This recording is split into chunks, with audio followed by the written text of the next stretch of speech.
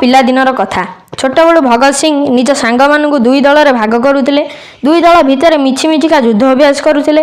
ଏହିଭଳି ଖେଳୁ ଖେଳୁ ସେ ସାଙ୍ଗମାନଙ୍କ ମନରେ ସାହସ ଆଣୁଥିଲେ, ଦେଶପ୍ରେମ ଯୋଗାଉଥିଲେ। ପିଲାଦିନର ଗୋଟେ ଘଟଣା। ବାପାଙ୍କ ସହ ଭଗତ ସିଂ ସକାଳୁ ବୁଲି ଯାଇଛନ୍ତି। ନିଜ ଘର ଆଗରେ ଥିବା ବଗିଚାରେ ବୁଲୁ ବୁଲୁ ସେ ଟିକେ ପଛରେ ରହିଗଲେ। ବାପା ଆଗକୁ ଚାଲି ଯାଉଥାନ୍ତି। ଭଗତ ସିଂ ଖଣ୍ଡେ ଛୋଟ ବାଡ଼ି ଧରି ବଗିଚା ଭିତରେ ଗାତଟିଏ ଖୋଳିଲେ। ଏହି ସମୟରେ ଜଣେ ଅତିଥି ତାଙ୍କ ଘରକୁ ଆସିଥିଲେ। ସେ ଭଗତ ସିଂଙ୍କୁ ଦେଖି ହସି ହସି ପଚାରିଲେ, ବେଟା ଏଠି କ'ଣ ହେଉଛି? ଭଗତ ସିଂ କହିଲେ, ମୁଁ ଚାଷ କରୁଛି। ଭଦ୍ରଲୋକ ଆଶ୍ଚର୍ଯ୍ୟ ହୋଇ ପଚାରିଲେ, କିରେ ବାଡ଼ି ଖଣ୍ଡେ ଧରି କି ଚାଷ କରୁଛୁ? ଭଗତ ସିଂ କହିଲେ, ବନ୍ଧୁକ ଚାଷ।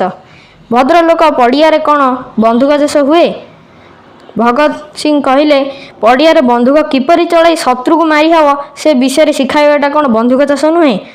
ଭଗତ ସିଂଙ୍କ ମୁହଁରୁ ପିଲାଦିନୁ ଏଭଳି କଥା ଶୁଣି କିଷାନ ସିଂ ମନେ ମନେ ଗର୍ବ ଅନୁଭବ କରୁଥିଲେ। ସେ ଠିକ୍ କଲେ, ପୁଅକୁ ବ୍ରିଟିଶ ସରକାରର ଗୋଲାମ କରିବେ ନାହିଁ। ସେ ଏକ ସ୍ୱାଧୀନଚେତା ଯୁବକ ହେବ, ଦେଶ ପାଇଁ ପ୍ରାଣ ଦେଇପାରିବ। ମା ବିଦ୍ୟାବତୀଙ୍କ ପ୍ରଭାବ ମଧ୍ୟ ଭଗତ ସିଂଙ୍କ ଉପରେ ଖୁବ୍ ପଡ଼ିଥିଲା। ସେତେବେଳେ ବ୍ରିଟିଶ ସରକାର ତାଙ୍କ ଘରକୁ ଘନ ଘନ ଖାନତଲାସି କରୁଥିଲେ। ସେତେବେଳେ ଘରର ପୁରୁଷ ଲୋକ ସବୁ ଯାଇ ଜେଲରେ। ତଥାପି ବିଦ୍ୟାବତୀ ସାହସ ଆଉ ଧୈର୍ଯ୍ୟ ଧରିଥିଲେ। ଏସବୁ ଘଟଣା ଭଗତ ସିଂଙ୍କ ମନ ଉପରେ ଖୁବ୍ ପ୍ରଭାବ ପକାଇଲା।